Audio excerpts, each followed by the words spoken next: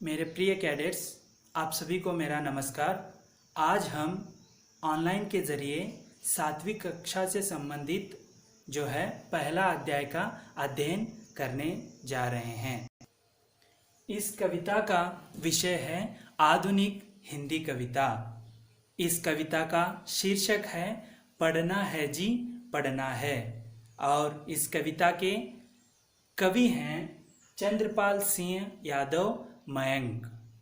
और इस कविता को पढ़ने से पहले हम कवि परिचय के बारे में जानेंगे। कवि परिचय इस प्रकार है। चंद्रपाल सिंह यादव मयंक आधुनिक हिंदी साहित्य के विख्यात कवि हैं।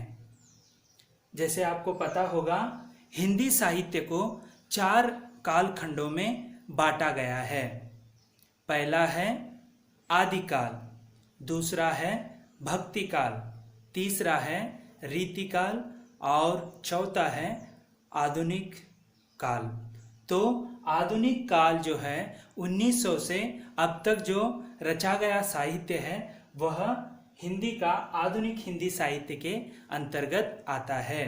तो चंद्रपाल सिंह यादव मयंक जो हैं आधुनिक हिंदी साहित्य के एक विख्यात कवि हैं और इनका जन्म 1 नवंबर 1925 को उत्तर प्रदेश के कानपुर में हुआ था।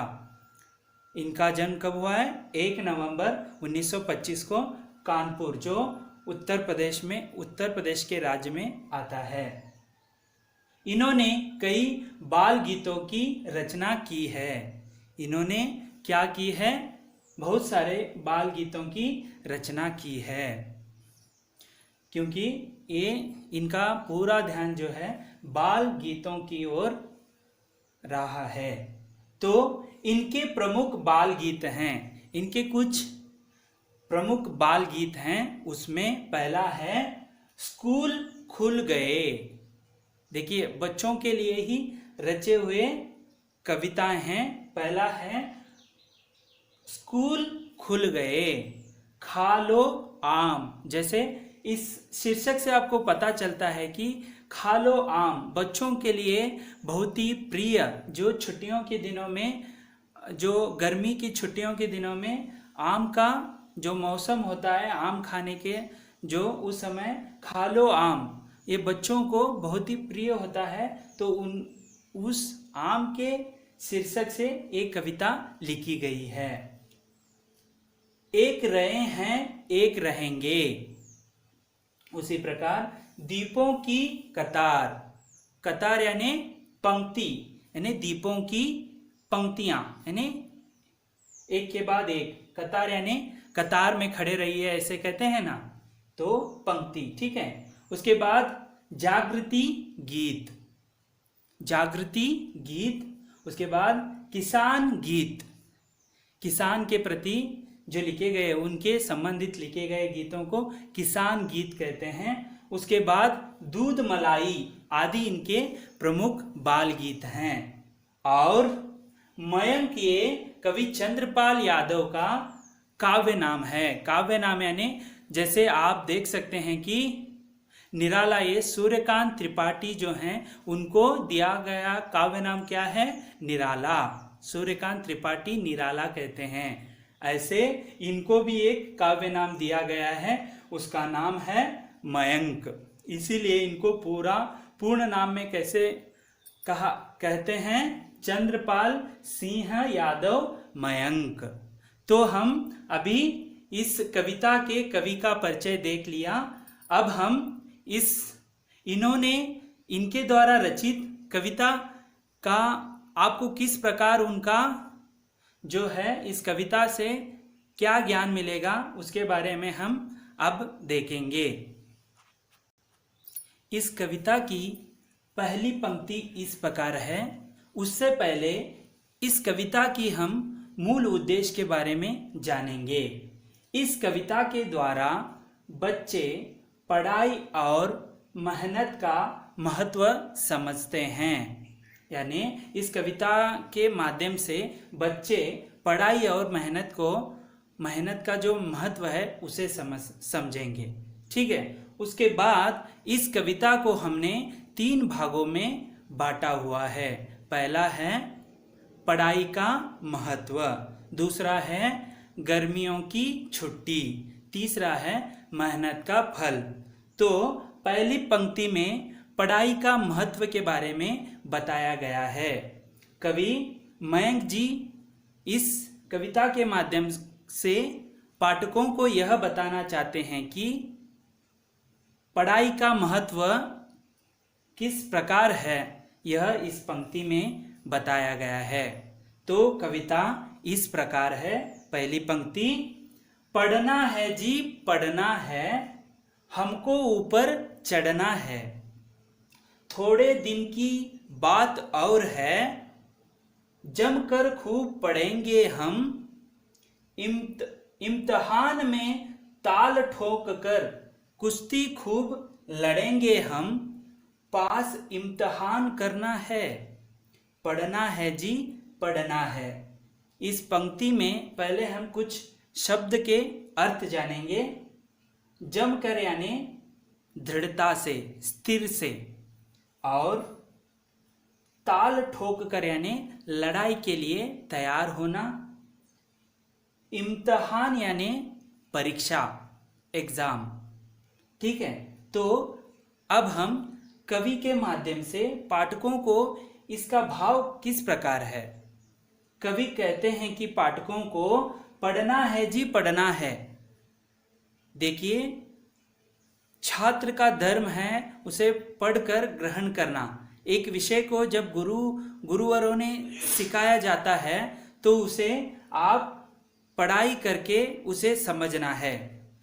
पढ़ाई यानी देखिए, आजकल आप छुट्टी आपके समाप्त हो गए, आप स्कूल आना था, लेकिन आजकल वातावरण देख सकते हैं, कोरोना वायरस के वजह से आज आप अपने घर में ही हैं, लेकिन पढ़ाई का जो सिलसिला है वह न रुक सके, इसीलिए आपको हम ऑनलाइन के जरिए कविता का अध्ययन करवा रहे हैं। तो आपका भी धर्म है, कोई भी चीज़ आपको पढ़ाई से न रोकी जाए, आप घर में बैठकर पढ़ाई जरूर करनी है। इसीलिए कवि भी आपको कह रहे हैं कि पढ़ना है जी पढ़ना है, कभी रुकना नहीं है आपको, हमको ऊपर चढ़ना है। यदि आप पढ़ाई करते जाएंगे तो आपको ऊपर चढ़ने का मार्ग मिलेगा। जैसे देखिए, आप गत वर्ष 6ठी कक्षा में पढ़ाई करते थे, एग्जाम परीक्षाओं को लिखकर आप अभी 7वीं कक्षा में उन्नति हासिल की है। उसी प्रकार पढ़ने से ही आपको ऊपर चढ़ने का मार्ग मिलेगा। आगे कवि कहते हैं कि थोड़े दिन की बात और है, जमकर खूब पढ़ेंगे हम। थोड़े दिन की, जमकर खूब पढ़ेंगे हम। जमकर यानी यहाँ पर दृढ़ता पूर्वक यानी स्थिर रूप से पढ़ाई करते समय हमें इधर उधर नहीं भटकना है। आप यहाँ पर चित्र रूप में देख सकते हैं कि जो है कुछ विद्यार्थी यहाँ पर पढ़ाई कर रहे हैं, दृढ़ता पूर्वक स्थिर होकर इधर उधर न भटकते हुए। यानी हम थोड़े दिन की बात है, जमकर खूब पढ़ेंगे हम। क्यों ये दृढ़ता स्थिरता पूर्वक क्यों पढ़ना है? देखिए, कुछ क्या हो जाता है, जब परीक्षाएं नज़दीक आती हैं तो विद्यार्थी छात्र जो है घबरा जाता है, क्योंकि वह प्रतिदिन पढ़ाई को उसने नहीं किया होता है। तो इसीलिए हमें प्रतिदिन पढ़ना है। कवि इसीलिए कहते हैं कि पढ़ना है जी पढ़ना है। पढ़ते रहेंगे तो कुछ ही दिनों की बात है, जमकर खूब पढ़ना है, हमें मन लगाकर खूब पढ़ना है। इम्तिहान में ताल ठोक कर यानी ताल ठोक कर कुश्ती खूब लड़ेंगे हम। यानी इम्तिहान यानी परीक्षा, ताल ठोकना यानी लड़ने के लिए तैयार होना। यहाँ पर कुश्ती के लिए लड़ना शब्द ठीक लगेगा, लेकिन परीक्षा के लिए आपको तैयार करना यह शब्द सटीक होगा। इम्तिहान के लिए ताल ठोकना यानी यहाँ पर आपको जमकर परीक्षाओं के लिए आपको तैयार रहना है।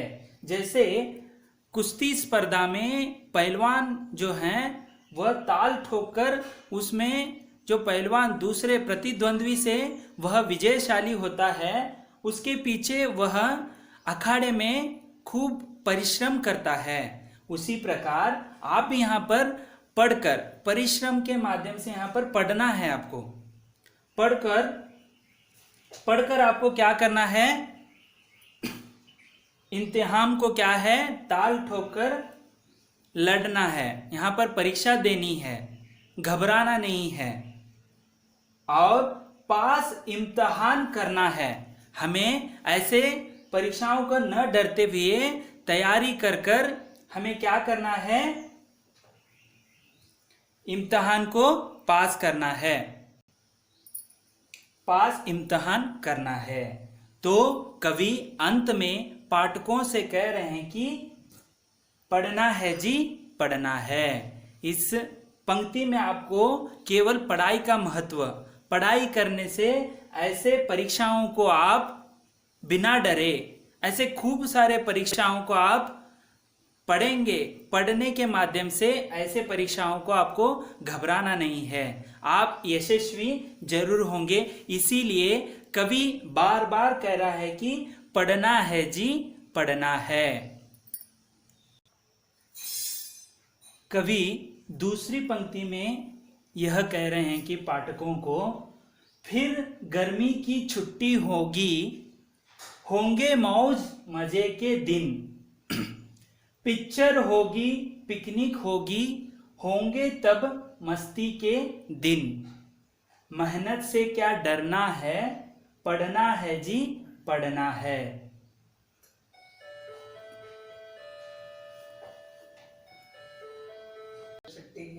तो जब पढ़ाई करके आप इम्तिहान को पास कर लिया, यानी परीक्षाओं को पास करने के बाद आपको पता है मार्च में आपके वार्षिक परीक्षाएं ली जाती हैं। परीक्षा के तुरंत बाद आपको गर्मी की छुट्टियां दी जाती हैं। उसी प्रकार कवि भी पाठकों को कह रहे हैं कि फिर गर्मी की छुट्टी होगी, यानी जब छुट्टियां लगेंगे। तो आप यहाँ पर चित्र में भी देख सकते हैं कि छुट्टियों में कैसे बच्चे मौज मस्ती कर रहे हैं। तो होंगे मौज मजे के दिन, उस समय कैसे होते हैं, छुट्टियां में आप मौज मस्ती या मौज मजे के दिन होते हैं। जैसे कोई रिश्तेदार आपके घर आता है, कभी कभी आप दूसरे अपने मेहमान के घर या रिश्तेदार के घर चले जाते हैं, तो वहाँ पर हम उम्र के आपके उनके साथ क्या करते हैं, मौज मजे करते हैं, खेल कूद करते हैं। तो उस समय गर्मी की छुट्टी केवल आपको मौज मजे के दिन होते हैं। कभी भी वही कह रहे हैं कि जो आप उस समय मौज मजे करने के दिन होते हैं, गर्मी की छुट्टियों के दिन। उसी के साथ साथ आगे कहते हैं कि पिक्चर होगी। देखिए आजकल तो बच्चे जो हैं अपना बहुत सारा, जैसे परिवार के साथ छुट्टियों में परिवार के साथ आप सिनेमा घर में पिक्चर देखने जा सकते हैं या टीवी के माध्यम से आप पिक्चर देख सकते हैं, या मोबाइल, आजकल तो मोबाइल हैं उसमें आप पिक्चर देख सकते हैं। तो उस समय छुट्टियों के, गर्मी की छुट्टियों के दिन में आप पिक्चर होगी यानी पिक्चर देखेंगे। उसी के साथ पिकनिक होगी, जो अपने गांव से दूसरे गांव को जाकर वहां पर आप खेल कूद करना, भोजन करना, ये सभी पिकनिक में आ जाता है। यहाँ पर जो चित्रण है यह एक पिकनिक का ही है। तो वैसे होंगे तब मस्ती के दिन, उस समय आपका कैसा होगा, पूरा ये जो है मस्ती यानी मौज मजे करना, ठीक है, मस्ती करेंगे। वहां पर देखिए बच्चे खेल कूद कर रहे हैं, कोई बॉल से खेल रहा है, फुटबॉल खेल रहे हैं, तो ऐसे आप भी उस समय छुट्टी के दिन में आप भी पिक्चर देखेंगे, कोई पिकनिक पर जाएगा, तो उस समय आपको केवल मस्ती के दिन होंगे, ठीक है, छुट्टी के दिन में। मेहनत से क्या डरना है, आगे कवि पाठकों को कहते हैं कि तो पढ़ना है आपको, मेहनत जो है आपका, केवल मेहनत यहाँ पर शारीरिक नहीं, यहाँ पर आपको पढ़ने की मेहनत बता रहे हैं, परिश्रम, मेहनत यानी परिश्रम। परिश्रम से क्या डरना है, मेहनत से क्या डरना है, आपको पढ़ना है जी, पढ़ना है। जो छात्र धर्म है वो पढ़ते रहना है, उनका मेहनत का मतलब परिश्रम यानी पढ़ने में उनको परिश्रम करना है। तो उससे क्या डरना है आपको, आप सभी को उससे डरना नहीं है। कवि अंत में कहता है कि पढ़ना है जी, पढ़ना है। इस कविता में जो दूसरी पंक्ति में आपको मौज मजे के दिन के जो दिन है उसके बारे में ज्ञात कर रहे हैं, जो है ऐसे आप छुट्टियों में बिताएंगे, ऐसे पिक्चर देखने के, पिकनिक करने के, मौज मजे खेल कूद करने के दिन होंगे। यह कवि जो है आपको इस कविता के दूसरी पंक्ति के द्वारा बता रहे हैं। पहली पंक्ति में आपने पढ़ने का महत्व देखा, दूसरे पंक्ति में गर्मी की छुट्टियों का किस प्रकार आप लाभ उठाएंगे, लाभान्वित होंगे, उसे देखा। तो उसी के भांति जो इस कविता के तीसरी पंक्ति है, पंक्ति इस प्रकार है, पापा मम्मी से लेने हैं फिर तो हमको खूब इनाम, मेहनत करने वालों की तो सदा मदद करते भगवान, जीवन पथ पर बढ़ना है, पढ़ना है जी, पढ़ना है। इस पंक्ति में कवि पाठकों को कह रहे हैं कि यहाँ पर परिश्रम का, मेहनत का फल किस प्रकार होता है।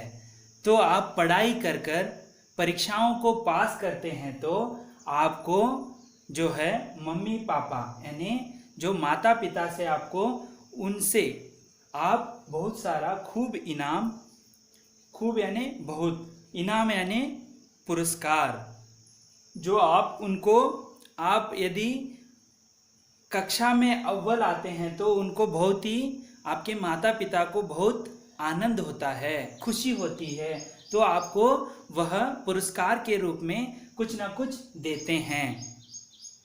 तो इसीलिए कहते हैं कि पापा मम्मी से लेने हैं फिर तो हमको खूब इनाम, ठीक है, इसके लिए आपको पढ़ना जरूरत है।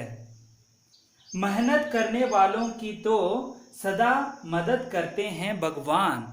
आगे कवि कहते हैं कि मेहनत करने वालों को, परिश्रम करने वालों को सदा मदद कौन करता है, भगवान कहता है। मेहनत का फल मीठा होता है, यानी आपको मेहनत करते रहना है, परिश्रम करते रहना है। यहाँ पर आपको हर दिन, प्रतिदिन आपको पढ़ते रहना है। पढ़ने से यानी आप मेहनत करते रहेंगे तो आपको भगवान कभी वह आपको धोखा नहीं देगा, आपकी मदद करेगा। आप मेहनत करते रहना है, आपको जीवन में, विद्यार्थी का धर्म है कि पढ़ते रहना है, तो आपको कहीं ना कहीं भगवान का जो मदद जो है आपको जरूर मिलेगी। मेहनत से कभी डरना नहीं है, ठीक है, मेहनत करते रहना है, आपको पढ़ते रहना ही है। उसी प्रकार जीवन पथ पर बढ़ना है। जीवन जो है ये, आप जो जीवन एक पथ यानी रास्ता, जीवन एक रास्ता है, उसके पर आपको आगे बढ़ते ही जाना है। जैसे आप अभी गत वर्ष 6ठी कक्षा में थे, अब इस वर्ष आप 7वीं कक्षा में हैं, अगले साल आप 8वीं कक्षा में जाएंगे। ये जीवन जो है एक पथ है, यानी आपका एक रास्ता है, उसमें आपको आगे बढ़ते रहना है।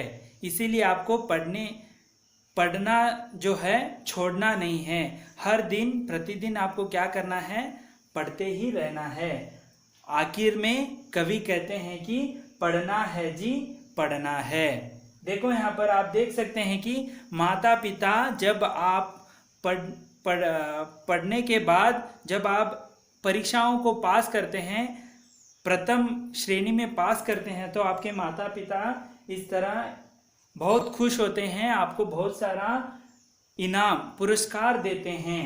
तो आपको ये ध्यान रखना है, मेहनत करने वालों को कभी भी भगवान जो है उनका साथ नहीं छोड़ता, उनको मदद करते रहता है। और ये जीवन एक क्या है, पथ है, और उसके ऊपर आपको बढ़ते रहना है।